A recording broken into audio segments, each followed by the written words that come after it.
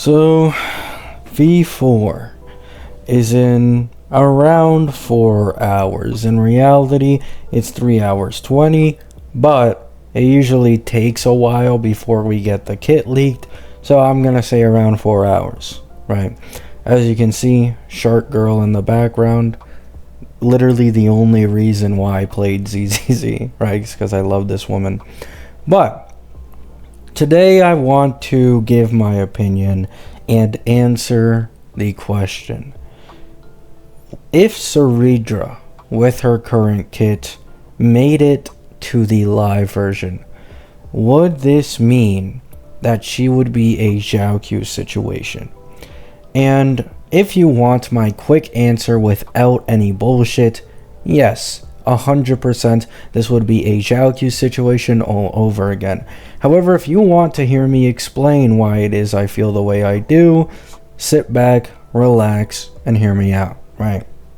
So, what is it between Jiaoqiu and Cerydra that I think is similar that would lead to the downfall of Cerydra, no different to Jiaoqiu's? Well, Cerydra has a similar appeal to her pull value that Jiaoqiu did back then for Acheron.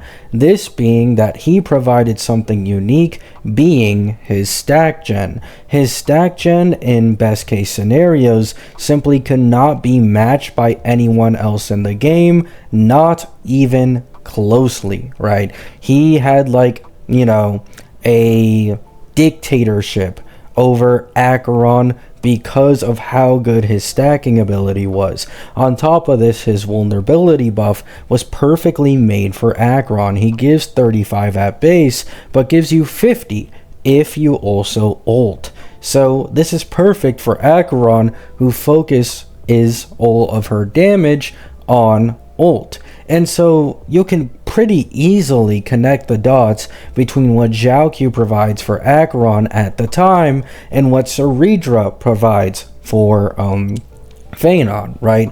Cerydra's buffs are mid until you hit the peerage, which for Phanon, you're always going to be using meteors on this. So the same way that Jiaoqiu locks 15% vulnerability behind ultimate damage for Acheron, who is a mainly ult damage dealer, you have Cerydra, who locks a good amount of her actual amp behind double skills, double meteors, that Phanon is the best to take advantage of, right? So outside of that, you also have the unique gimmick. Jiaoqiu's unique gimmick was being able to get stacks whenever enemies moved for Acheron. And for Cerydra, her unique gimmick is giving Phanon 2 additional meteors, and in some case scenarios, she can give 3 additional meteors, though I do believe it never goes past 3 additional meteors, right?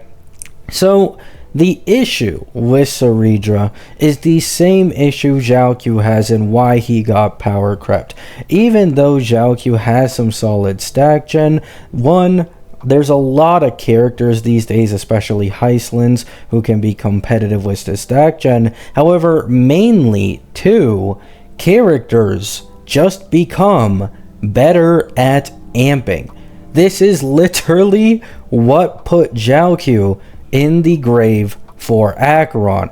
It was the fact that even though Cypher herself does not have better stacking than Jiaoqiu, her 40% unconditional vulnerability plus her record damage plus she can use pearls ended up being a noticeably better overall damage amp compared to Jiaoqiu. Heistlands, she can put a stack for Acheron anytime someone on the team attacks, which increases wheelchair synergy with Acheron. Silverwolf, her amping is through the fucking roof because of her defense shredder, defense reduction, right? All these characters, except for Heistlands, it's mainly the stacking, but for Silverwolf and Cypher specifically, the reason they can compete with Jiaoqiu and sometimes pull ahead is because they just have better overall damage amp for Acheron that can outdo Jiaoqiu's stack generation. Now, Jiaoqiu, I do believe, is still better in Pure Fiction, but Pure Fiction is dead fucking easy, right? So there's that. And I'd argue Cerydra is worse than a Jiaoqiu situation, because at the time, Jiaoqiu was more worth pulling than going into Acheron's Eidolons.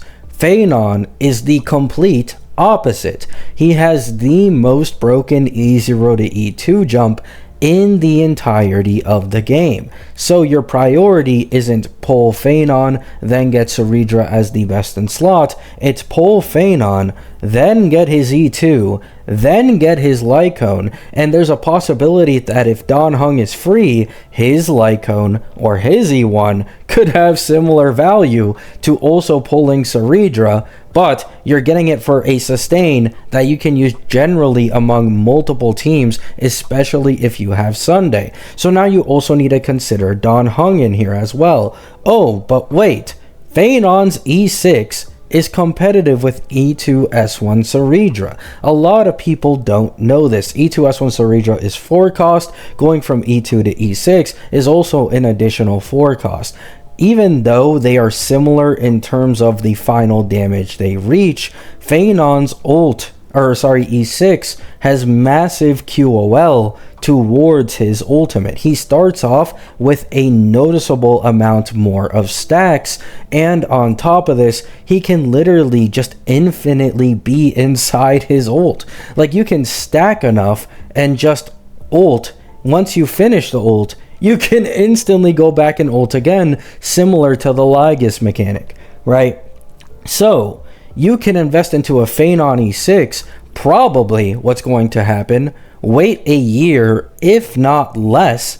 I don't think it took Jiaoqiu an entire year to get power crept, and bam, right? Now, you have a support probably 1 year later who is most likely at minimum comparable to Cerydra's value for your Phanon, and instead of wasting it on that niche support that is only best in slot for 1 DPS, you put that cost into E6 Phanon or E2 Phanon, and now you are reaping the rewards of having gone more into that DPS instead of only that, specific niche support that doesn't buff them enough, right?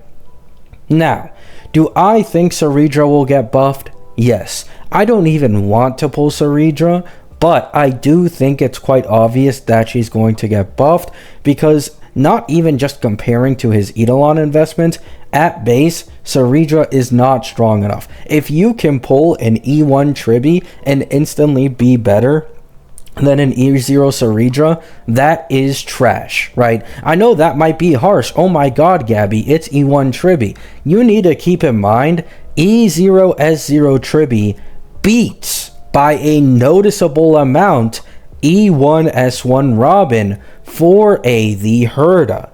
So this goes to show you, we already have proof in the pudding that they can make a support who is dedicated towards this niche much higher value than other general options, yet the difference is for Tribi, she is still so good outside of Herda teams. So people consider her like the #1 must-pull support as of current. Not only does Tribi perform better for her own niche compared to other supports, but she performs better generally compared to other supports, and this shits on Cerydra's value, right? Cerydra is the complete opposite of Tribi. She isn't enough of an upgrade for her Phanon, because yes, additional meteors is nice, especially for E0 Phanon, but her buffs are only applied to 4 meteors. That's it. 4 meteors get buffs, and every single other attack Phanon does is being half-assedly buffed with only attack percent, right? That is really fucking bad. So I do think she will get buffed. Whether or not it's in this V4, I don't know. I have stocks in this V4 having buffs for Cerydra, but Cerydra is 100% a Jiaoqiu situation. If not, I'd argue even worse. right? She is literally even worse because RMC is the second best buffer for Phanon in the entirety of the game, and RMC can only give Phanon 36% true damage. If we in the future were to get a true damage support who can actually work with Phanon, I'm not even talking about Cyrene here, just anyone, right? Anyone that has true damage, maybe someone with higher multipliers of res pen or vulnerability compared to Trivy, and now the gap is lessening more and more and more, and especially if it's a true damage limited support, this would probably compete with Cerydra in a Phanon team, because RMC, when he actually is used with an ally with an over 200 energy cap, he gives them 50% true damage and crit damage, right? If RMC could give this full 50% true damage buff towards Phanon, he would probably be the strongest buffer in the game for Phanon, right? So add on just another 10% true damage for a limited version, and all of a sudden you're like 5 to 10% probably away from Cerydra's value for a Phanon, but you're a true damage support. You're way more valuable for so many other teams in the game. You probably have the better Eidolon investment because you're a version 4 character, right? This is the issue with niche supports like this that you just know are not going to be a last forever thing. Just look at how Hoyo designed Cypher. They did this shit on purpose. Cypher's trial team is with Acheron, right? They 100% plan that shit on purpose. Yet Cypher is way more general of a character and way more useful outside of Acheron teams, unlike a Jiaoqiu. So that's enough of my rant. I think I've gone on long enough. I'm gonna go goon to the shark girl. Hope you all have a great day. Hope you all have a great night, and peace out.